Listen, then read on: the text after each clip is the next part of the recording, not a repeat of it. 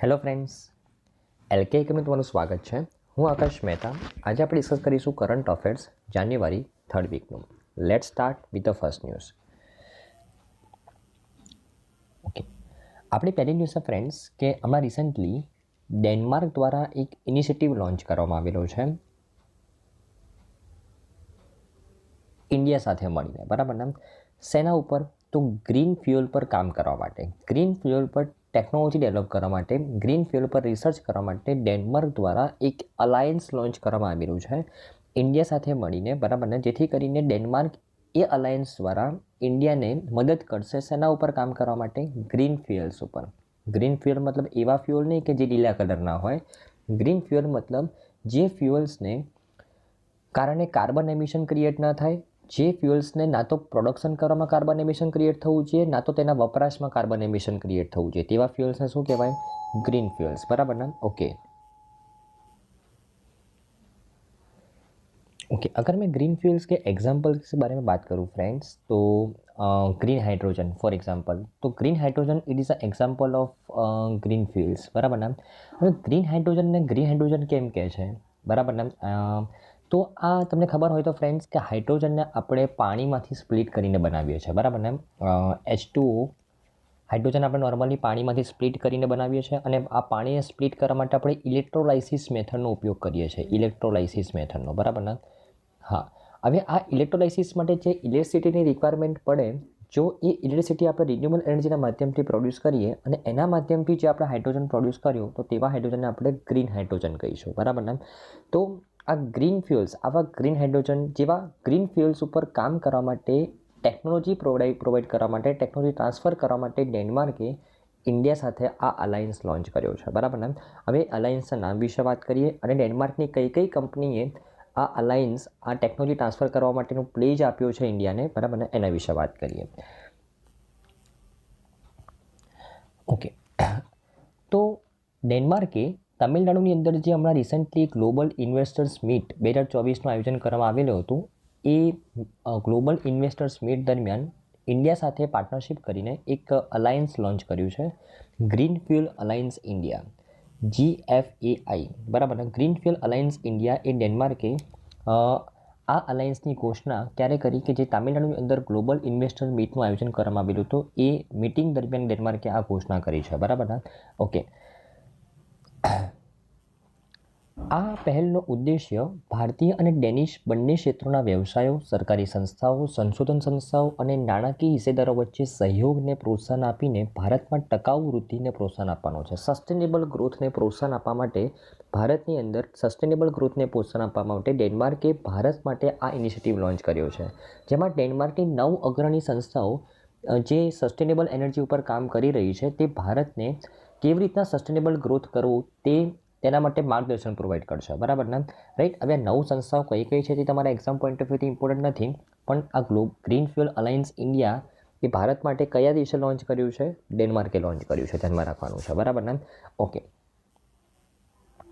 હવે જો આ ન્યૂઝના બેકગ્રાઉન્ડ વિશે વાત કરું તો આ જે ગ્રીન ફ્યુઅલ્સ અલાયન્સ ઇન્ડિયા એ ડેનમાર્કે કયા ઇનિશિયેટિવના અંડરમાં લોન્ચ કર્યું છે ભારત માટે? તો ભારત અને ડેનમાર્ક વચ્ચે સ્ટ્રેટેજિક પાર્ટનરશિપ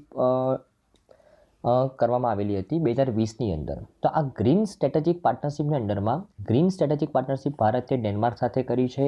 એ પાર્ટનરશિપના અંડરમાં આ ગ્રીન ફ્યુઅલ અલાયન્સ ઇન્ડિયા ડેનમાર્કે ભારત માટે લોન્ચ કર્યું છે, બરાબર ને?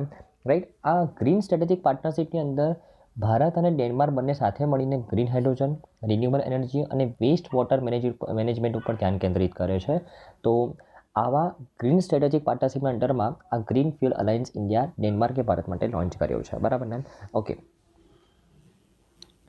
હું ડેનમાર્ક વિશે વાત કરું ફ્રેન્ડ્સ, તો વડાપ્રધાન મેટ ફ્રેડરિક્સન, રાજધાની કોપનહેગન અને ચલણ ડેનિશ ક્રોન છે, બરાબર ને? ધ્યાનમાં રાખવાનું છે. ઓકે, તો આઈ થિંક તમને ન્યૂઝમાં સારી રીતે ખબર પડી હશે ફ્રેન્ડ્સ. ઓકે, આપણી નેક્સ્ટ ન્યૂઝ છે ફ્રેન્ડ્સ કે આમાં રિસેન્ટલી ભારત સરકારે ઇન્ડિયન આર્મી માટે ઇન્ડિજિનિયસથી ડેવલપ કરેલું એક મોબાઈલ ઇકોસિસ્ટમ લોન્ચ કરેલું છે અને એ મોબાઈલ ઇકોસિસ્ટમનું નામ છે સંભવ મોબાઈલ ઇકોસિસ્ટમ, બરાબર ને? એના વિશે વાત કરીએ. ઓકે, હવે સૌથી પહેલાં તો આ સંભવ મોબાઈલ ઇકોસિસ્ટમ શું છે એના વિશે વાત કરતાં પહેલાં આ ઇકોસિસ્ટમ કેમ લોન્ચ કરવામાં આવી એના વિશે વાત કરીએ. તો અત્યારે તમને ખબર છે કે જેમ જેમ આપણે ઇન્ટરનેટનો ઉપયોગ વધારે કરીએ, જેમ જેમ આપણે ઇલેક્ટ્રોનિક વસ્તુનો ઉપયોગ વધારે કરતા થયા છે, તેમ તેમ સાયબર ક્રાઇમ થવાના કેસો પણ ઘણા સામે આવી રહ્યા છે. લોકોની સિક્યુરિટી, પર્સનલ સિક્યુરિટી બ્રેક થવાના કેસો પણ ઘણા સામે આવી રહ્યા છે, બરાબર ને. મોબાઈલ ફોન હેક થવાના કેસો પણ ઘણા સામે આવી રહ્યા છે. તો આ બધી જ વસ્તુનો મેઇન એ પાયો શું છે કે આપણે જેટલા પણ મોબાઈલ ફોન વગેરે યુઝ કરી રહ્યા છે, બરાબર ને, એની બધી જ ટેકનોલોજી કોઈને અંશે આપણે વિદેશથી મંગાવી રહ્યા છે, બરાબર ને. આપણે કમ્પ્લીટ સ્માર્ટફોન તો આજ સુધી આપણે ભારતમાં બનાવ્યો નથી કે દરેક ટેકનોલોજી આપણે ભારતની જ હોય, સ્માર્ટફોન પણ ભારતનો હોય, એવું હજી સુધી થયું નથી. અને આના કારણે આપણી સિક્યુરિટી, ખાસ કરીને ડિફેન્સ સિક્યુરિટી બ્રેક થવાના ચાન્સીસ ખૂબ જ વધી ગયા છે, બરાબર ને.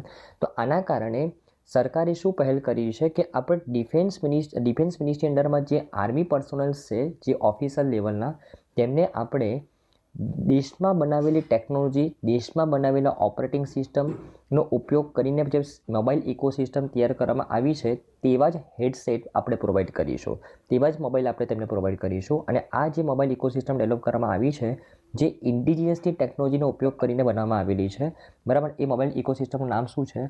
સંભવ નામ છે. શું નામ છે? Sambhav. Secure army mobile Bharat version. સંભવનું ફૂલ ફોર્મ શું છે? Secure army mobile Bharat version. આ સંભવ મોબાઈલ ઇકોસિસ્ટમ એ ભારત સરકારે ભારતીય આર્મી માટે તેમની જે ડિફેન્સ સિક્યુરિટી છે, બરાબર, તેને સુદૃઢ રાખવા માટે આ એક પગલું લીધેલું છે, બરાબર ને, રાઈટ. તો આ સંભવ મોબાઈલ ઇકોસિસ્ટમ હમણાં લોન્ચ કરવામાં આવેલો છે એન્ડ ટુ એન્ડ કોમ્યુનિકેશનને સિક્યોર બનાવવા માટે, બરાબર ને. અને એમાં દરેક આ મોબાઈલની અંદર જેટલામાં મોબાઈલ સંભવ મોબાઈલ ઇકોસિસ્ટમની અંદર બનાવવામાં આવેલા છે, એ દરેક મોબાઈલની અંદર જે ટેકનોલોજી છે, એ ઓપરેટિંગ સિસ્ટમ છે, ભારતની અંદર બનાવવામાં આવેલી છે, બરાબર ને. ઓકે, જો હું આ સંભવ મોબાઈલ ઇકોસિસ્ટમના અમલીકરણ વિશે વાત કરું તો આ ઇકોસિસ્ટમ એ સુરક્ષિત સંચાર પ્લેટફોર્મ પ્રદાન કરવા માટે ડિઝાઇન કરવામાં આવેલી છે અને ટોટલ 2 તબક્કામાં 35,000 સેટને લોન્ચ કરવાનો ટાર્ગેટ છે. અને અત્યારે 2500 સેટ 15 જાન્યુઆરી 2024 સુધીમાં 2500 સેટ એ આર્મી પર્સોનલ્સને આપવામાં આવેલા છે. બાકીના 32,500 સેટ 31 મે 2024 સુધીમાં આર્મી પર્સોનલ્સને આપી દેવામાં આવશે, કે જે ડિફેન્સ સિક્યુરિટી માટે ખૂબ જ ઇમ્પોર્ટન્ટ છે. તેવા ઓફિસર લેવલના લોકો માટે આ હેન્ડસેટ બનાવવામાં આવેલો છે, બરાબર. પછી ધીમે ધીમે આખી ડિફેન્સ મિનિસ્ટ્રીની અંડરમાં આ મોબાઈલ ઇકોસિસ્ટમનો ઉપયોગ કરવામાં આવશે, બરાબર ને, રાઈટ. જો આ મોબાઈલ ઇકોસિસ્ટમની વિશેષતા વિશે વાત કરું તો આ સંભવની અંદર પાન ઇન્ડિયા સિક્યોર ઇકોસિસ્ટમ સાથે બહુ સ્તરવાળી એન્ક્રિપ્શન સિસ્ટમ હશે. જે એન્ક્રિપ્શન સિસ્ટમ હશે, બરાબર, એન્ક્રિપ્શન મતલબ કોડેડ સિસ્ટમ, બરાબર ને, જેને કોઈ ઇઝીલી ડીકોડ ના કરી શકે, એ મલ્ટિપલ લેયરવાળી હશે. અને આ ઇકોસિસ્ટમમાં સ્વદેશી રીતે વિકસિત સુરક્ષિત એપ્લિકેશન્સ અને ઓપરેટિંગ સિસ્ટમ છે અને તે બિલ્ટ ઇન સુરક્ષા પગલાં સાથે કોમર્શિયલ નેટવર્ક ઉપર કાર્ય કરે છે, બરાબર ને. તો આ વિશેષતા સાથે આ Sambhav mobile application mobile ecosystem launch કરવામાં આવી છે, બરાબર ને. તો આઈ થિંક તમને ન્યૂઝમાં સારી રીતે ખબર પડી હશે, ફ્રેન્ડ્સ. જો હું ઇન્ડિયન આર્મી વિશે વાત કરું તો આર્મીના ચીફ કોણ છે? જનરલ મનોજ પાંડે. મુખ્યાલય છે તેનું નવી દિલ્હીની અંદર અને તેની રચના 2 એપ્રિલ 1895 રોજ કરવામાં આવેલી છે, બરાબર ને. ઓકે,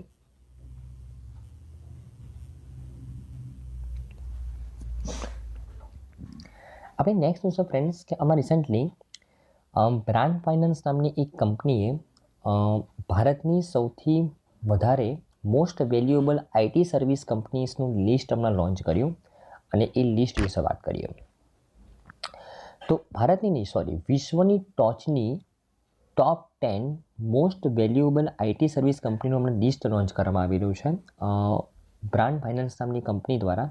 અને જો એ લિસ્ટ વિશે વાત કરું તો દુનિયાની અંદર સૌથી વધારે મોસ્ટ વેલ્યુએબલ આઈટી સર્વિસ કંપનીની જો વાત કરું તો એ કઈ છે? એસેન્ચ્યોર છે. કઈ કંપની નામ છે?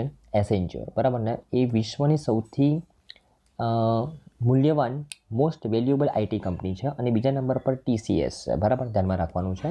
જો હું એસેન્ચ્યોર કંપનીની વાત કરું તો તેની બ્રાન્ડ વેલ્યુ છે $40.5 બિલિયન અને જો હું TCSની વાત કરું તો તેની બ્રાન્ડ વેલ્યુ $19.2 બિલિયન સુધી પહોંચી છે, જે ગયા વર્ષ કરતાં 11% વૃદ્ધિ સાથે બીજું સ્થાન મેળવ્યું છે, બરાબર ને. ત્રીજા નંબર પર સૌથી મોટી મોસ્ટ વેલ્યુએબલ કંપની આઈટી સર્વિસની અંદર ઇન્ફોસિસ છે. $14.2 બિલિયન તેની બ્રાન્ડ વેલ્યુ છે, બરાબર ને. ઓકે, અને આ ઉપરાંત જો હું ઓવર ધ યર્સ મતલબ યર ઓન યર ગ્રોથની વાત કરું, સૌથી વધારે ગ્રોથ SCL કંપની દ્વારા કરવામાં આવેલો છે બ્રાન્ડ વેલ્યુઝની અંદર. તો જો યર ઓન યર ગ્રોથની વાત કરીએ તો 15.9% ગ્રોથ SCL કંપનીએ સૌથી વધારે એક વર્ષની અંદર ગ્રોથ કર્યો છે બ્રાન્ડ વેલ્યુની અંદર, બરાબર ને. અને જો તમને પૂછવામાં આવે most valuable IT service company Accenture, second number પર TCS, થર્ડ નંબર પર ઇન્ફોસિસ, અને સૌથી વધારે ગ્રોથ એક વર્ષની અંદર કોના દ્વારા કરવામાં આવેલો છે SCL ટેકનોલોજી. અને આ રિપોર્ટ કોના દ્વારા લોન્ચ કરવામાં આવેલો છે બ્રાન્ડ ફાઇનાન્સ દ્વારા, બરાબર ને, ધ્યાનમાં રાખવાનું છે. ઓકે, ચાલો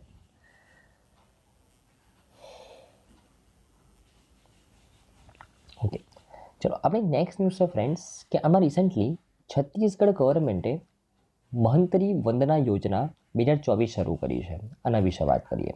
હવે મેં આ ન્યૂઝ કેમ કવર કરી છે, કારણ કે ગયા વર્ષે 2023ની જો હું વાત કરું ને ફ્રેન્ડ્સ, તો એ આખા વર્ષ દરમિયાન ઘણા બધા રાજ્યોએ મહિલાઓ માટે સ્પેસિફિકલી આર્થિક સહાય પૂરી કરવા માટે સ્પેસિફિક યોજનાઓ લોન્ચ કરી હતી. અને તે ઘણી બધી એક્ઝામ્સની અંદર ઘણી બધી વખત પૂછાયેલા ક્વેશ્ચન્સ છે કે ભાઈ પર્ટિક્યુલર આ ફલાણા યોજના છે એ કયા રાજ્ય સરકાર દ્વારા લોન્ચ કરવામાં આવી છે, તેમાં કયા બેનિફિટ પ્રોવાઈડ કરવામાં આવે છે, એમાં બેનિફિશરી કેવા, એને એલિજિબિલિટી ક્રાઇટેરિયા શું હોય છે, તે એવા ટાઈપના ક્વેશ્ચન્સ એ મેં ઘણા પેપર્સની અંદર લાસ્ટ યર જોયેલા હતા. એટલે મેં નક્કી કર્યું કે ભાઈ હવે આ ટાઈપના ક્વેશ્ચન્સને આપણે આપણા સેશન્સની અંદર લઈશું, બરાબર ને, રાઈટ.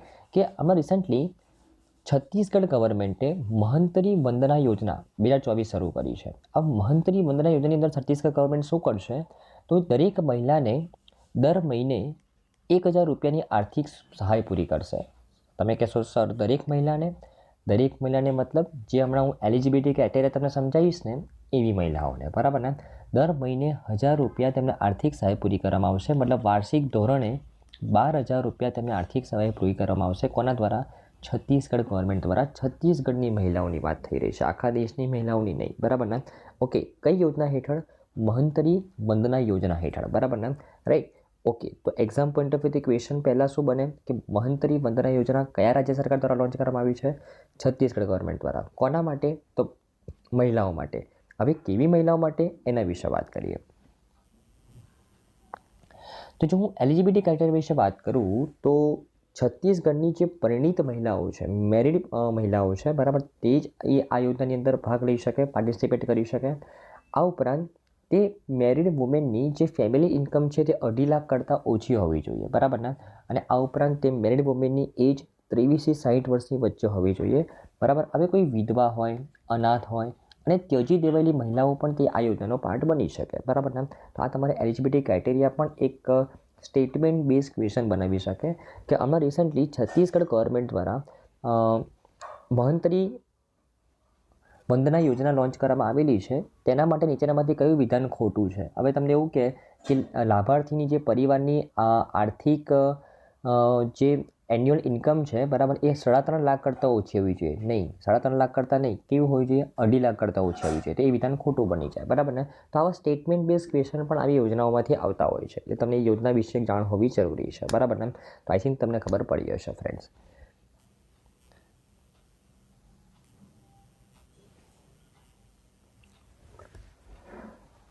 આપણે નેક્સ્ટ ન્યૂઝ છે ફ્રેન્ડ્સ કે રિસન્ટલી પ્રધાનમંત્રી રાષ્ટ્રીય બાળ પુરસ્કાર 2024 એ 19 બાળકોને આપવામાં આવશે એવી ઘોષણા કરવામાં આવી, બરાબર ને.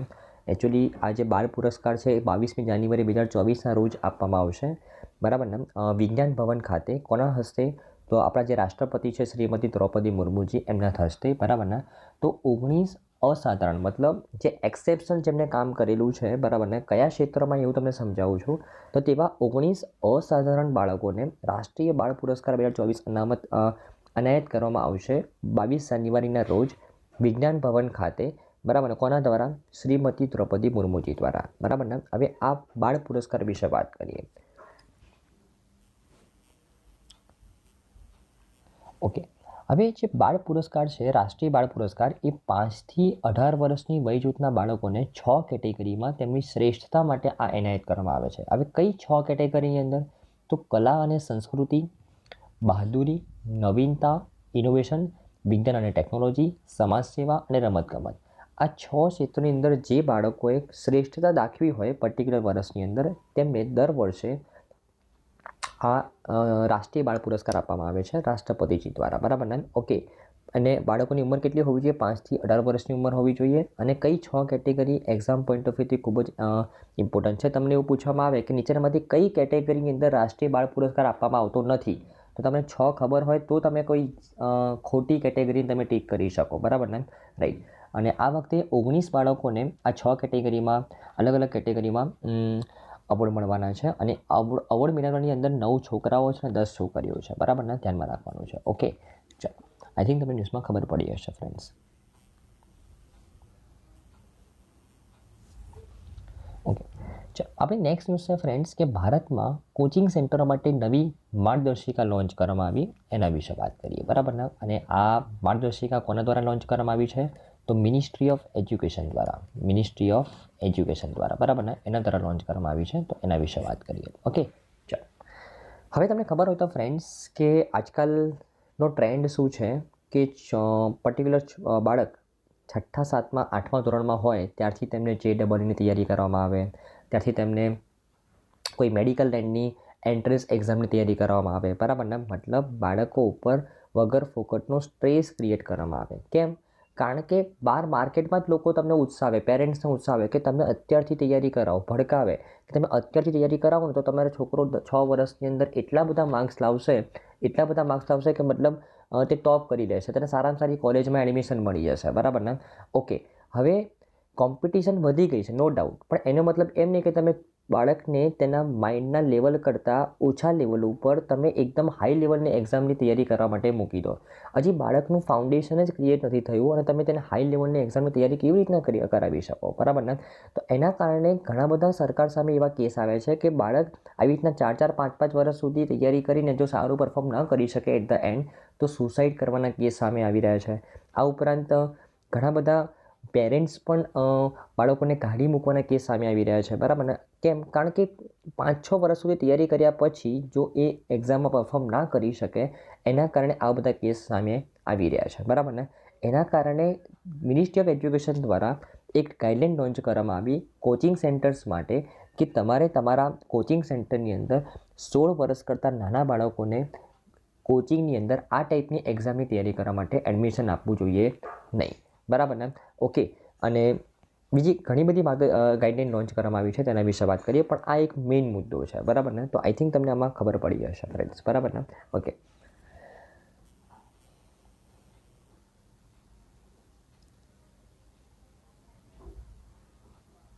ઓકે. આ ઉપરાંત કોચિંગ સેન્ટર્સને કહેવામાં આવ્યું છે કે તમે જો ફેકલ્ટીઝ મેમ્બરને હાયર કરી રહ્યા છો એની પાસે મિનિમમ એજ્યુકેશન ક્વોલિફિકેશન હોવું જોઈએ એક પર્ટિક્યુલર સબ્જેક્ટને ભણાવવા માટે, બરાબર ને. ઓકે, તો એ જો હોય તો જ તમે તેને ફેકલ્ટી તરીકે રાખી શકો, બરાબર ને. અને આ ઉપરાંત કોચિંગ સેન્ટર્સે તેવું પણ કહેવામાં આવેલું છે તમારે તેમને મિસલીડ ન કરવા જોઈએ, બાળકોને મિસલીડ ન કરવા જોઈએ કે તમે અત્યારથી આટલી તૈયારી કરશો તો તમારો આટલામાં રેન્ક આવશે, અમે ખાતરી આપે છે, એવો મિસલીડ ન કરવા જોઈએ. અને 16 વર્ષથી ઓછી ઉંમરના વિદ્યાર્થીઓની નોંધણી કરી શકાશે નહીં, એવી ગાઈડલાઇન આપવામાં આવી છે મિનિસ્ટ્રી ઓફ એજ્યુકેશન દ્વારા કોચિંગ સેન્ટર્સને. અને આ ગાઈડલાઇનનો અમલ 1 જૂન 2024થી કમ્પલસરી કરવાનું રહેશે, બરાબર ને. રાઈટ. અને દરેક કોચિંગ સેન્ટર્સે કહેવામાં આવેલું છે કે તમારું પ્રોપર કાઉન્સિલિંગ સિસ્ટમ હોવી જરૂરી છે, બરાબર ને. જે સ્ટુડન્ટ્સને કાઉન્સિલ કરે તે કાઉન્સિલિંગ સિસ્ટમ પ્રોપર હોવી જરૂરી છે તેવું આ ગાઈડલાઇનની અંદર કહેવામાં આવ્યું છે મિનિસ્ટ્રી ઓફ એજ્યુકેશન દ્વારા, બરાબર ને. સ્ટુડન્ટ્સ મને કહેજો કે મિનિસ્ટ્રી ઓફ એજ્યુકેશન કોણ છે આપણા, બરાબર ને. અને તે કયા કોન્સ્ટિટ્યુશનથી તે બિલોંગ કરે છે તે તમારે કહેવાનું છે, બરાબર ને. ઓકે, ચાલો.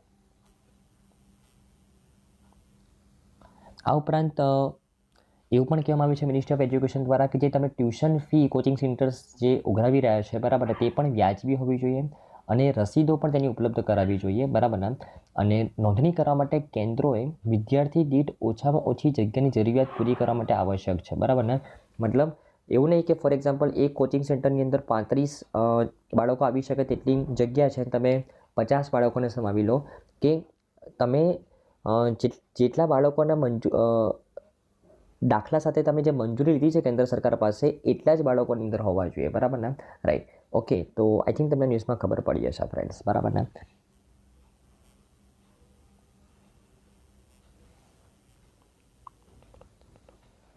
ચલો, આપણી નેક્સ્ટ ન્યૂઝ છે ફ્રેન્ડ્સ કે આમાં રિસન્ટલી તમને ખબર જ છે કે આપણે અયોધ્યાની અંદર રામલલ્લાના મૂર્તિનું પ્રાણ પ્રતિષ્ઠાપન કરવામાં આવ્યું મોદીજી દ્વારા.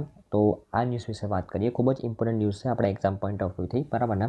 તમે અહીંયા જોઈ શકો છો કે આ રામલલ્લાની મૂર્તિનું પ્રાણ પ્રતિષ્ઠાપન કરવામાં આવી રહ્યું છે, રાઈટ ને. તો આ ન્યૂઝ વિશે વાત કરીએ. ઓકે, તો આ જે રામલલ્લાની મૂર્તિનું પ્રાણ પ્રતિષ્ઠા કરવામાં આવી અયોધ્યાની અંદર, એ પ્રાણ પ્રતિષ્ઠા એ 84 સેકન્ડના મૂળ મુહૂર્ત દરમિયાન કરવામાં આવી હતી.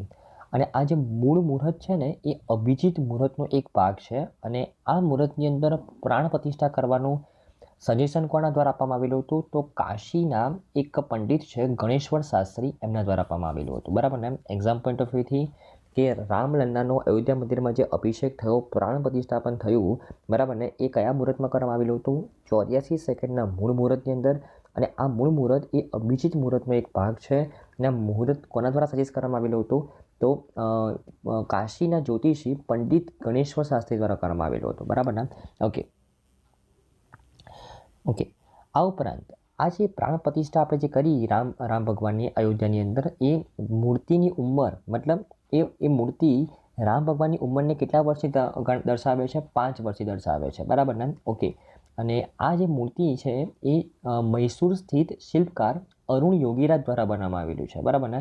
અરુણ યોગીરાજ ખૂબ જ પ્રસિદ્ધ શિલ્પકાર છે. તેમણે ઘણી બધી પ્રસિદ્ધ મંદિરોની ભગવાનની મૂર્તિ બનાવેલી છે. અને આ રામલલ્લાની મૂર્તિ પણ કોના દ્વારા બનાવવામાં આવી છે? અરુણ યોગીરાજ દ્વારા, બરાબર ને, રાઈટ. અને દેશભરમાંથી 50 પરંપરાગત સંગીતના સાધનો એ ભક્તિમય મંગલ ધ્વનિનો ભાગ હતા. અને અયોધ્યાના પ્રખ્યાત કવિ યતીન્દ્ર મિશ્રા દ્વારા વ્યવસ્થિત રીતે આ મંગલ ધ્વનિનું આયોજન કરવામાં આવેલું હતું. ટોટલ 50 અલગ અલગ સાધનોનું અહીંયા મિશ્રણ કરી એકદમ ભક્તિમય સંગીતનું અહીંયા વાતાવરણ ક્રિએટ કરવામાં આવેલું હતું, બરાબર ને, રાઈટ. તો મંગલ ધ્વનિ કોના દ્વારા આ ઓર્કેસ્ટ્રેશન કરવામાં આવેલું હતું? અયોધ્યાના જે પ્રખ્યાત કવિ છે યતીન્દ્ર મિશ્રા, તેમના દ્વારા, બરાબર ને. તો આટલી વસ્તુ તમારે ધ્યાનમાં રાખવાની છે. ઓકે, ચાલો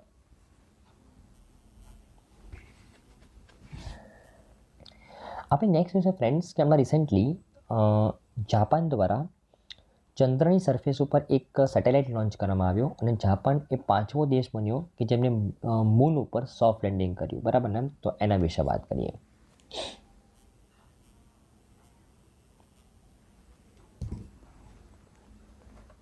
કે હમણાં રિસેન્ટલી જાપાન દ્વારા સ્લીમ અવકાશયાન લોન્ચ કરવામાં આવેલું હતું, બરાબર ને, જેને ચંદ્ર ઉપર સફળ ઉતરાણ કર્યું છે, સફળ લેન્ડિંગ કર્યું છે. તેના વિશે વાત કરીએ. તો જાપાન એ દુનિયાના ઇતિહાસમાં ચંદ્રની સપાટી પર સોફ્ટ લેન્ડિંગ કરનાર એ 5મો દેશ બન્યો છે. અને તેના અવકાશનું નામ શું નામ હતું? સ્લીમ. સ્લીમનું ફૂલ ફોર્મ શું છે? Smart landing on the moon. Smart landing on the moon, બરાબર. આ સ્લીમ અવકાશયાન કોના દ્વારા લોન્ચ કરવામાં આવેલું હતું? જાપાન દ્વારા. જાપાન એ દુનિયાના ઇતિહાસનો 5મો દેશ બન્યો જેને ચંદ્રની સપાટી પર સોફ્ટ લેન્ડિંગ કર્યું. એ ખૂબ જ ધ્યાનમાં રાખવાની બાબત છે. આ એ સેટેલાઇટ, આ એ અવકાશયાન છે, સ્લીમ સેટેલાઇટ છે કે જે ચંદ્રની સરફેસ ઉપર લોન્ચ કરવામાં આવ્યું છે, બરાબર ને. અને આ ઉપરાંત 6 સપ્ટેમ્બર 2023ના રોજ જાપાનના દક્ષિણ કિનારે આવેલા તાનેગાશીમા સ્પેસ સેન્ટરથી આ એક રોકેટ પર સવાર થઈને આ સ્લીમ અવકાશયાન એ ચંદ્રની સરફેસ ઉપર સોફ્ટ લેન્ડિંગ કરવામાં સફળ થયું છે, બરાબર ને. અને લેન્ડિંગ ઉપર સ્લીમ 2 રોવર્સને તૈનાત કરશે, બરાબર ને. LEV-1 અને LEV-2 દરેક નવીન ગતિશીલતા સિસ્ટમ સાથે, બરાબર ને. જો કે પાવરની નિષ્ફળતાના કારણે અવકાશયાન એ ચંદ્રની સપાટી પર માત્ર થોડા કલાકો માટે ટકી શક્યું છે, બરાબર ને. હવે એકચ્યુઅલી એમાં પ્રશ્ન એવો છે કે આ જે સ્લીમ અવકાશયાન જે મોકલવામાં આવ્યું ચંદ્રની સરફેસ ઉપર, બરાબર ને, એની અંદર 2 રોવર મોકલવામાં આવ્યા છે જે ઇન્વેસ્ટિગેશન કરશે ચંદ્રની સરફેસ ઉપર, બરાબર ને. પણ પાવરની નિષ્ફળતાના કારણે, બરાબર, આ અવકાશયાન એ થોડા કલાકો માટે જ ટકી શક્યું હશે. હવે હાલાકી તેના પર સોલર પેનલ ફિટ કરવામાં આવેલી છે, એટલે સોલરની ઉર્જાથી જ્યારે તેને એનર્જી મળશે ત્યારે તે અવકાશયાન ફરીથી કામ કરતું થઈ જશે, બરાબર ને. તે રોવર્સ ફરીથી કામ કરતા થઈ જશે. પણ પાવરની નિષ્ફળતાના કારણે તે થોડાક જ કલાકો સુધી તે કાર્યરત રહ્યું, બરાબર ને, રાઈટ. અને આ સ્લીમ અવકાશયાનને ક્યારે લોન્ચ કરવામાં આવેલું? તો 2023ની અંદર લોન્ચ કરવામાં આવેલું 6 સપ્ટેમ્બર. અને અત્યારે તેને સફળ લેન્ડિંગ હાસિલ કર્યું છે. અને જાપાન કયો દેશ બન્યો છે? 5મો દેશ બન્યો છે સોફ્ટ લેન્ડિંગ કરનારો ચંદ્રની સરફેસ ઉપર, બરાબર ને. થોડા સમય પહેલાં જ આપણે ભણ્યા હતા કે ચંદ્રયાન-3 ઈસરો દ્વારા લોન્ચ કરવામાં આવેલું હતું અને ભારત દુનિયાનો પહેલો દેશ બનેલો હતો કે જેને ચંદ્રની સાઉથ ધ્રુવ ઉપર સોફ્ટ લેન્ડિંગ કર્યું, બરાબર ને. અને અત્યારે આ ન્યૂઝ તમારે ધ્યાનમાં રાખવાની છે, બરાબર ને. ઓકે, તો આઈ થિંક તમને ન્યૂઝમાં સારી રીતે ખબર પડી હશે ફ્રેન્ડ્સ.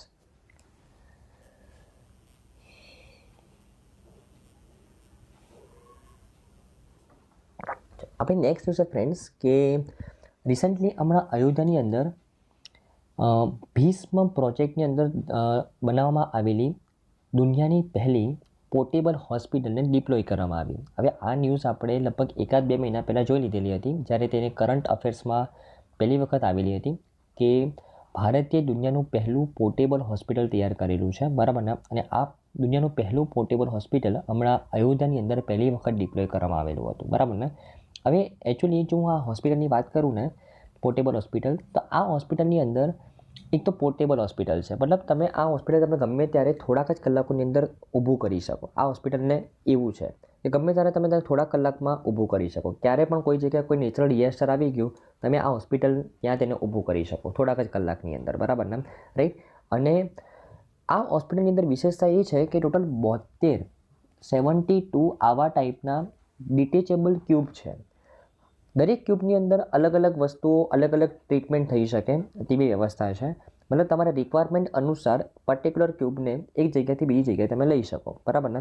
ઓકે, તો આવા 72 ક્યુબ છે આ હોસ્પિટલની અંદર, જેમાં 100 ઇન્ડિવિડ્યુઅલને એક સાથે સર્જરી કરી શકે તેટલી વ્યવસ્થા છે અને 200 લોકો એક સાથે ટ્રીટમેન્ટ લઈ શકે તેવી વ્યવસ્થા છે, બરાબર ને. આ પોર્ટેબલ હોસ્પિટલની અંદર, જે દુનિયાનું સૌથી પહેલું પોર્ટેબલ હોસ્પિટલ છે, બરાબર ને.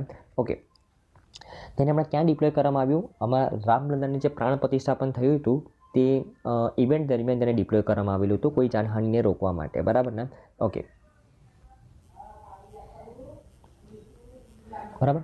તો રામ મંદિરના ઉદ્ઘાટન સમારોહ પ્રાણ પ્રતિષ્ઠા માટે ભારતે સ્વદેશી પોર્ટેબલ હોસ્પિટલ આરોગ્ય મૈત્રી ડિઝાસ્ટર મેનેજમેન્ટ ક્યુબ, જે ભીષ્મ પ્રોજેક્ટ હેઠળ તૈયાર કરવામાં આવેલું છે, તેને તૈનાત કર્યું, બરાબર ને. આ જે પોર્ટેબલ હોસ્પિટલ છે તેનું નામ શું રાખવામાં આવેલું છે? Aarogya Maitri disaster management cube. Disaster management cube, Aarogya Maitri disaster management cube, આ પોર્ટેબલ હોસ્પિટલનું નામ રાખવામાં આવેલું છે. અને આ પોર્ટેબલ હોસ્પિટલ કયા પ્રોજેક્ટની હેઠળ તૈયાર કરવામાં આવેલો છે? ભીષ્મ પ્રોજેક્ટની હેઠળ તેને તૈયાર કરવામાં આવેલો છે, બરાબર ને. અને આ ભીષ્મ પ્રોજેક્ટની હેઠળ તૈયાર કરવામાં આવેલા આ હોસ્પિટલને પહેલી વખત અયોધ્યાના રામલલ્લાના પ્રાણ પ્રતિષ્ઠાપન દરમિયાન તેને ડિપ્લોય કરવામાં આવેલું હતું, બરાબર ને.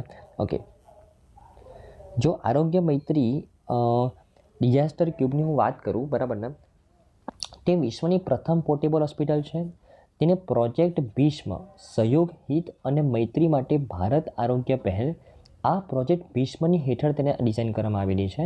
અને તેમાં 72 ડિટેચેબલ મિની ક્યુબ છે, બરાબર, જેમાં અલગ અલગ જાતની ટ્રીટમેન્ટ થઈ શકે છે, બરાબર ને.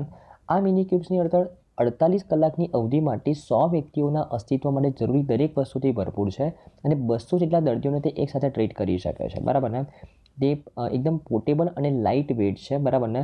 અને જેથી કરીને તેનો ઉપયોગ ખૂબ જ હેલ્પફુલ સાબિત થશે, બરાબર, તેવું માનવામાં આવે છે, બરાબર ને. તો ખૂબ જ ઇમ્પોર્ટન્ટ ન્યૂઝ છે. આઈ થિંક તમને ખબર પડી હશે ફ્રેન્ડ્સ.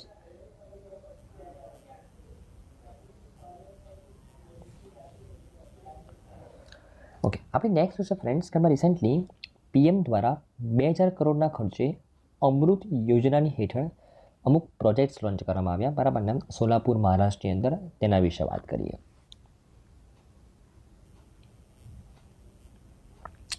સૌથી પહેલાં આ ન્યૂઝને સમજતા પહેલાં આપણે વાત કરીએ અમૃત મિશનની. Amrut mission, Atal mission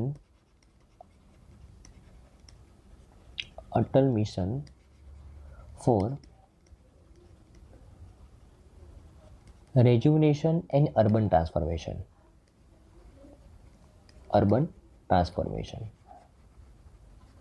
Atal mission for the rejuvenation and urban transformation નામ પરથી જ ખબર પડે છે કે આ મિશનની અંડરમાં અર્બન એરિયાસને રેજ્યુનેટ કરવાનું, રીડેવલપમેન્ટ કરવાનું અને તેનું ટ્રાન્સફોર્મ કરવાનો મુખ્ય હેતુ છે. મતલબ શહેરની અંદર જે પણ કોઈ પ્રોબ્લેમ્સ હોય બરાબર તેને સોલ્ટ આઉટ કરવાનો, લાઈક પીવાનું પાણી છે, લાઈક લોકોને રહેવા માટે ઘર છે, બરાબર ને, રાઈટ, સેનિટેશન છે. તો લોકોની અર્બન એરિયાની અંદર લોકોની લાઈફસ્ટાઈલને ઇમ્પ્રૂવ કરવા માટેનો મુખ્ય ઉદ્દેશ્ય હતો અમૃત મિશનનું, જે 2015ની અંદર લોન્ચ કરવામાં આવેલું હતું, બરાબર ને, રાઈટ.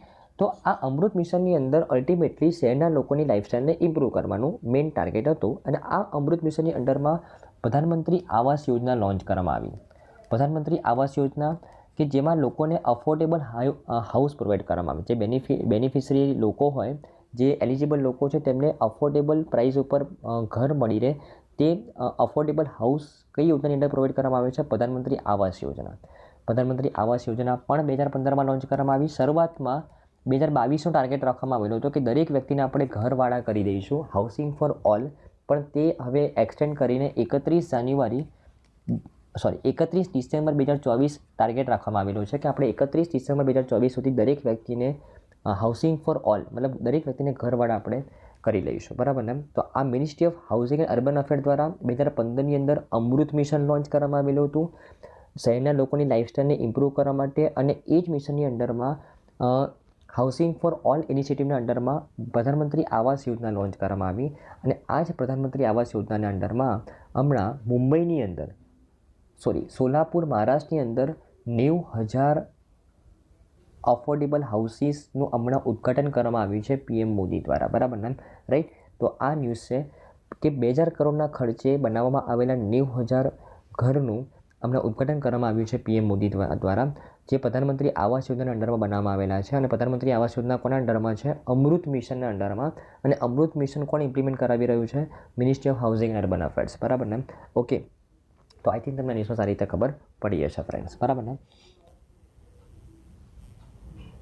ઓકે, જો હું મહારાષ્ટ્ર વિશે વાત કરું, જ્યાં આ પ્રોજેક્ટ લોન્ચ કરવામાં આવેલા છે, તો મહારાષ્ટ્રના રાજ્યપાલ છે રમેશ બેસ, અને મહારાષ્ટ્રના CM છે એકનાથ શિંદે, ડેપ્યુટી CM છે દેવેન્દ્ર ફડણવીસ અને અજીત પવાર બંને, બરાબર ને. ઓકે, તો આઈ થિંક તમને આ ન્યૂઝમાં સારી રીતે ખબર પડી હશે. ઓકે, તો અમૃત મિશન વિશે જે તમને કીધું તે 2015ની અંદર લોન્ચ કરવામાં આવેલું હતું. અને તેનો મુખ્ય ઉદ્દેશ્ય કે શહેરના લોકોને મૂળભૂત સેવાઓ પૂરી કરવાનો તેનો મુખ્ય ઉદ્દેશ્ય હતો, બરાબર ને.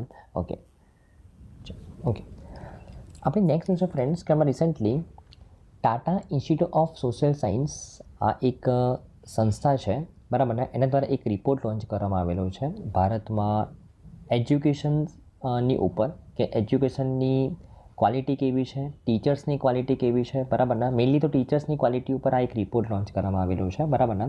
તો સૌથી પહેલાં Tata institute of social science, જે centre of excellence in teacher education, આ એક સંસ્થા છે. એના અંડરમાં centre of excellence in teacher education, આ એક સેન્ટર ઓફ એક્સલન્સ કામ કરી રહ્યું છે આ સંસ્થાના અંડરમાં. તો આ સેન્ટર ઓફ એક્સલન્સ દ્વારા એક રિપોર્ટ લોન્ચ કરવામાં આવેલો છે. રિપોર્ટનું ટાઇટલ છે દરેક બાળક માટે યોગ્ય શિક્ષકોની સ્થિતિ, અધ્યાપન અને શિક્ષણ રિપોર્ટ 2023નો અહેવાલ હમણાં લોન્ચ કરવામાં આવેલો છે. અને આ અહેવાલ તૈયાર કરવા માટે 6,000 શિક્ષકોનો સર્વે કરવામાં આવેલો છે. શિક્ષકો, આચાર્યો, શિક્ષક કોલેજો, બરાબર ને, એમનો સર્વે કરવામાં આવેલો છે, બરાબર ને. ટોટલ 8 રાજ્યોના 6,000 શિક્ષકોનો સર્વે કરવામાં આવ્યો છે, તેના વિશે વાત કરી છે, બરાબર ને. હવે આ રિપોર્ટ શું કહે છે કે સરકારી અને ખાનગી શાળાઓની અંદર જેટલા પણ શિક્ષકો છે એમાં 35થી 41% શિક્ષકો, ગણિત શિક્ષકોની જો વાત કરીએ, તેમનો વિષય અંડર ગ્રેજ્યુએશન લેવલ ઉપર ગણિત હતો જ નહીં, બરાબર ને. તો જે લોકો ગણિત ભણેલા જ નથી તેવા શિક્ષકો ગણિતના શિક્ષકો બન્યા છે ખાનગી અને સરકારી બંને શાળાઓની અંદર. 35થી 40% શિક્ષકો એવા છે, બરાબર. બીજું કે જે શિક્ષકોની પાસે સર્ટિફિકેટ જ નથી, જેમણે ડિપ્લોમા જ નથી કર્યું, તેવા પણ 46% શિક્ષકો, પ્રાથમિક શિક્ષકો કે જેમની પાસે કોઈ સર્ટિફિકેટ નથી અને તે પ્રાથમિક લેવલનું શિક્ષણ પ્રોવાઈડ કરી રહ્યા છે, બરાબર ને, રાઈટ. અને જેમની પાસે સર્ટિફિકેટ છે તેમને સર્ટિફિકેશન કોર્સની અંદર માત્ર 40થી 50% જેટલો સ્કોર મેળવેલો છે, બરાબર ને. તો આ એક આપણા શિક્ષકોની સ્થિતિ છે, બરાબર ને, સરકારી અને ખાનગી બંનેની વાત કરીએ તો, બરાબર ને. આ ઉપરાંત જે સરકાર દ્વારા નક્કી કરવામાં આવેલું છે કે દરેક 30 છોકરાઓએ એક શિક્ષક હોવું જોઈએ પ્રાથમિક ક્ષેત્રે, અને દરેક 35 છોકરાઓએ એક શિક્ષક હોવું જોઈએ ઉચ્ચ પ્રાથમિક ક્ષેત્રે, તેનું પણ ફોલો નથી કરવામાં આવી રહ્યું, બરાબર ને, કોઈ પણ સ્કૂલની અંદર, સરકારી કે ખાનગી, બરાબર ને. ઓકે, અને જો હું વાત કરું તો ખાનગી શાળામાં પ્રોબ્લેમ શું છે કે શિક્ષકોનો પગાર સરકારી શાળાઓના શિક્ષકો કરતાં લગભગ અડધો છે. અને આ ઉપરાંત જો મહિલાઓની વાત કરીએ તો મહિલાઓ પાસે તો કોઈ કોન્ટ્રાક્ટ જ નથી, કોઈ એમ એગ્રીમેન્ટ જ નથી કોઈ પર્ટિક્યુલર શાળાની અંદર કે તે લોકો કામ કરી રહ્યા છે. બસ જો તેમનું પરફોર્મન્સ સારું તો તેઓ નોકરી પર રહેશે, જો પરફોર્મન્સ ખરાબ તો તે તરત જ તેમને નોકરીમાંથી બહાર કાઢી લેવામાં આવે, બરાબર ને, રાઈટ. તો આ પણ એક મેટર કરે છે કે શિક્ષકોની જો ક્વોલિટી ઇમ્પ્રૂવ કરવી હોય ને, બરાબર, સારા શિક્ષકો પ્રોડ્યુસ કરવા હોય તેમને ઇન્કરેજ કરવા પડે, તેમને વેતન આપવું પડે વ્યવસ્થિત, બરાબર ને. સરકારી શાળાઓમાં શિક્ષકોનો પગાર સારો છે પણ એક શિક્ષકોને 1000 કામ પ્રોવાઈડ કરવામાં આવેલા છે. એક શિક્ષક ઘણા બધા ક્લાસીસના સ્ટુડન્ટ્સને ભણાવે છે, ઘણા બધા અલગ અલગ ધોરણોના સ્ટુડન્ટ્સને ભણાવે છે, બરાબર ને, રાઈટ. તો સરકારી શાળાઓમાં બર્ડન વધારે છે, ખાનગી શાળાઓમાં પગાર ઓછો છે. આ બંને સમસ્યાને દૂર કરવું પડે, બરાબર ને. ઓકે તો આઈ થિંક તમને ન્યૂઝમાં સારી રીતે ખબર પડી હશે. ખૂબ જ ઇમ્પોર્ટન્ટ ન્યૂઝ છે, બરાબર ને, કે આ રિપોર્ટનું નામ કે ભારતમાં શિક્ષકોની સ્થિતિ શું છે, શિક્ષકો કેવા ટાઈપના શિક્ષકો છે, બરાબર ને. અને આ રિપોર્ટ કોના દ્વારા લોન્ચ કરવામાં આવ્યો? Tata institute of social science દ્વારા લોન્ચ કરવામાં આવેલો છે, બરાબર ને. તો આઈ થિંક તમને ન્યૂઝમાં સારી રીતે ખબર પડી હશે ફ્રેન્ડ્સ. ઓકે તો થેન્ક યુ ફ્રેન્ડ્સ. આની તમામ ન્યૂઝમાં તમને સારી રીતે ખબર પડી હશે. Thank you friends, by.